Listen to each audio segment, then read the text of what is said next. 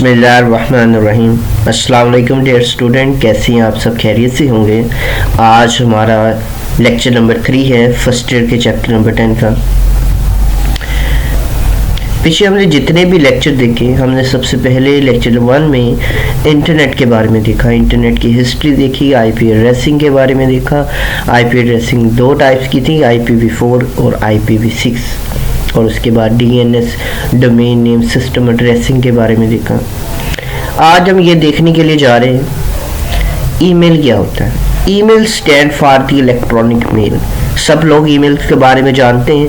Email का इस्तेमाल हम करते हैं जब मैसेज को एक जगह से दूसरी जगह हमने सेंड करना होता है या कोई फाइल को सेंड करना होता है। मैसेज हमारा किसी भी फॉर्म में हो सकता है, ग्राफिक्स में हो सकता है, साउंड में हो सकता है, वीडियो में, क्लिप में, और या सिंपल टेक्स्ट भी हो सकता है। ये एक फास्ट वे है मैसेज को एक जगह से दूसरी जगह सेंड करने का पूरी दुनिया में। तो हम सेंड कर सकते हैं मल्टीपल लोगों को। ईमेल फैसिलिटी हमें ये भी प्रोवाइड करती है, provided by the many internet services providers or specialized website। वो कौन कौन सी? Hotmail है, Gmail are some example of the popular emails providing websites। Email program is used to create send or receive message। It is also known as the email client। उसे हम email client भी कहते हैं। When the user, it is also known as the email client। When the user send email message, the computer connect to the email server। जब mail के message को send करता है तो कंप्यूटर कनेक्ट हो जाता है ईमेल सर्वर के बारे में। Chapter number 2 networks client servers models में, जहाँ पे हम नेटवर्क्स के मॉडल्स को देख रहे थे, उसके लास्ट वाले पैराग्राफ में हमने ये बात की थी डेडिकेटेड सर्वर के बारे में।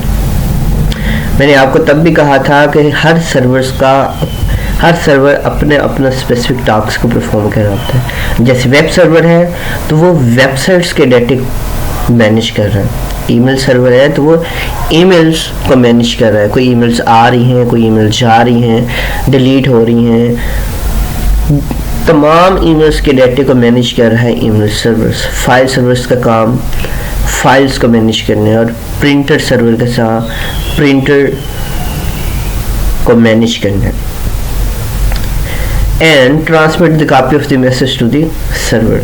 जैसे ही कोई यूजर्स मैसेज को सेंड करता है तो कंप्यूटर्स कनेक्ट हो जाता है ईमेल सर्वर के साथ और या ट्रांसमिट कर दी जाती है one copy of the message to the server. Email server एक होस्ट कंप्यूटर्स है ऑन द इंटरनेट के ऊपर that is used to send and receive the mails. यही ईमेल सर्वर्स जो मैसेज को सेंड किया जा रहा होता है, ये मैसेज रिसीव किया जा रहा होता है, वो ईमेल सर्वर्स के थ्रू ही सारा काम हो रहा होता है। Email server receive the message and find out the email server where the email is to be the send. Email servers को जब मैसेज सेंड कर दिया जाता है तो ये फाइंड आउट करता है कि ये मैसेज किसको सेंड करना है, तो फिर ये उसको मैसेज सेंड करता है। It connect to the server and transmit other copy of the message. तो फिर ये ईमेल सर्वर के साथ कनेक्ट होकर मैसेज सेंड कर देता है। ईमेल अटैचमेंट आपने नहीं करनी, सिर्फ आपने यहाँ पे ये याद रखना है कि इसके जो मैक्सिमम साइज है ईमेल सेंड करने का वो 25 MB है, मेगाबाइट है। ईमेल्स एड्रेस क्या होता है? Every email account has a unique address. आप जब भी मोबाइल के ऊपर आप जब भी ईमेल्स बना रहे होते हैं तो हर पर्सन का सेम ईमेल एड्रेस नहीं होता, सबका एक यूनिक एड्रेस होता है। जिस तरीके से आपका CNAC नंबर्स हैं सबका यूनिक है, इसी तरीके से ईमेल एड्रेस भी सबका यूनिक ही होता है। The general format of the email address is as, जिसमें हमने उसको 2 पार्ट्स के अंदर डिवाइड किया गया है। पहला ये यूज़र नेम और दूसरा DNS system domain name system address, और इन दोनों को सेपरेट करने के लिए एक सिंबल्स का इस्तेमाल किया जाता है जिसे हम ऐट कहते हैं। 2 पार्ट्स में डिवाइड किया गया है, यूज़र नेम और DNS domain name system address. These 2 parts are separate by the symbol at. Example में जैसे माई मेल, यहाँ पे आपका कोई नेम हो सकता है, कोई यूनिक नेम होगा। यहाँ पे hotmail.com हॉटमेल क्या है, यहाँ पे हॉटमेल डोमेन नेम सिस्टम का एड्रेस है। और इन दोनों को सेपरेट कौन कर रहा है, ऐड कर रहा है। माई मेल में इज कॉल्ड यूजर आईडी, यहाँ पे आपका नेम होगा। It is use to sign in to the email services, जैसे ही आप साइन इन करेंगे तो आप ईमेल के सर्विसेज से को इस्तेमाल कर सकते हैं। At, the symbol is called at sign, it separates user ID from name of email service provider। जैसे एग्जांपल में, जैसे यहाँ पे hotmail.com, it indicate the domain name, system address। ISP stand for the internet service provider। ISP वो companies होती हैं जो हमें इंटरनेट प्रोवाइड करती हैं। It is a company that provide the internet access to the home business user. ये company हमें internet मुहैया करती है हमारे घरों में या बिजनेस ऑर्गेनाइजेशन के लिए। ISP usually charge a monthly fee for an internet connection. आप सबको स्टूडेंट्स पता है कि ये PTC और ये स्ट्रॉन्ग फाइबर्स, जब हम इनसे इंटरनेट कनेक्शन ले लेते हैं तो ये मंथली फीस चार्ज करती हैं। They provide the different types of the internet plans, packages for the users। इनके पास different plans और packages मौजूद हैं। उस प्लान और पैकेजेस के हिसाब से ये हमसे फीस चार्ज करती है। The user can select the desired plan according to their requirements। Pakistan के अंदर different ISP कंपनीज मौजूद हैं, जिसमें आप लेटेस्ट नाम PTCLs या फिर स्ट्रॉन्ग फाइबर या कोई आपके अपने माइंड में कोई ऐसी कंपनीज आ रही हैं तो आप यहाँ पे लिख सकते हैं। What is the difference between the URL और websites? URL stand for the uniform resource locators, और वेबसाइट्स क्योंकि वेबसाइट्स का तमाम data www world wide web पे मौजूद होता है, और URL एक एड्रेस है किसी भी वेबसाइट्स का। इसे हम देखते हैं। The URL is the web address, ये एक वेब एड्रेस है for any given web document, किसी भी वेब डॉक्यूमेंट का ये एक एड्रेस है जो URL है।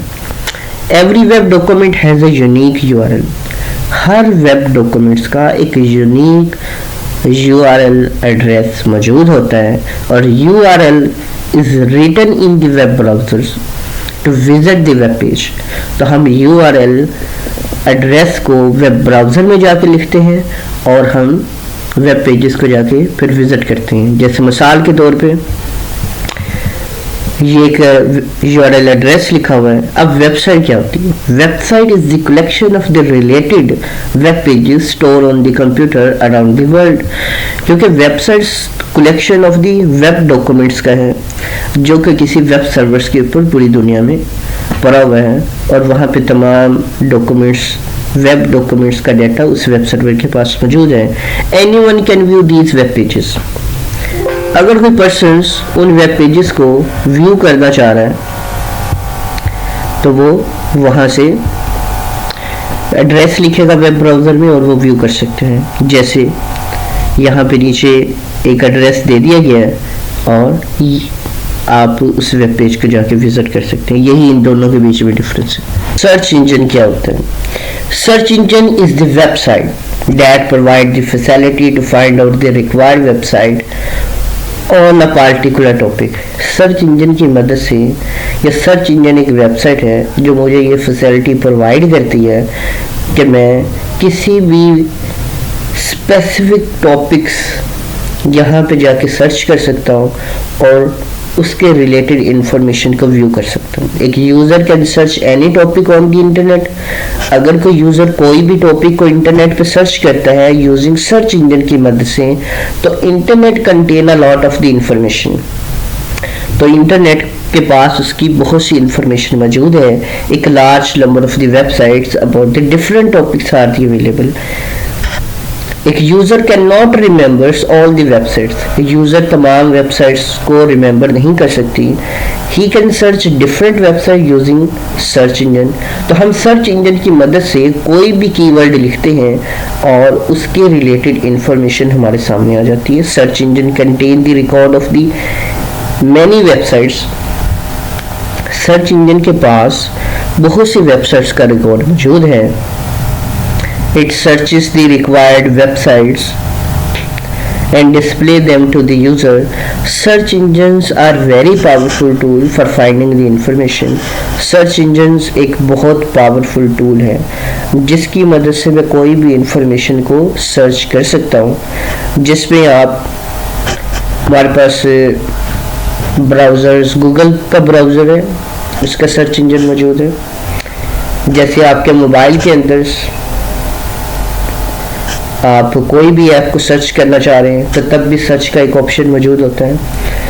तो सर्च इंजन की मदद से हमें तमाम रिकॉर्ड देखना नहीं पड़ता, हम कोई एक स्पेसिफिक कीवर्ड लिखते हैं और उसकी इंफॉर्मेशन हमारे सामने आ जाती है। यहाँ पे मोस्ट पॉपुलर सर्च इंजन की एग्जांपल दी गई है, आप इनमें से कोई भी इस्तेमाल कर सकते हैं।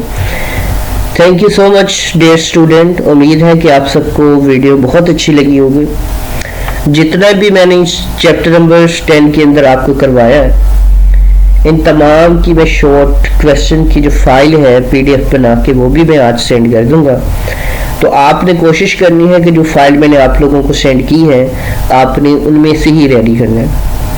बहुत से शॉर्ट क्वेश्चंस कई दफ़ा 5 साल पेपर में रिपीट हुए होंगे और इसके अलावा भी बहुत से इंपॉर्टेंट क्वेश्चन हैं। तो इंशाल्लाह आपका चैप्टर नंबर जो 10 है ये कंप्लीट उन्हीं शॉर्ट क्वेश्चंस के अंदर हो जाएगा, क्योंकि चैप्टर नंबर 10 में से लॉन्ग क्वेश्चन ही आता है, इसे शॉर्ट के तौर पे किया जाता है। इसलिए जितनी भी वीडियो बनाई जा रही हैं ये शॉर्ट के तौर पे, शॉर्ट क्वेश्चन के तौर पे बनाई गई हैं।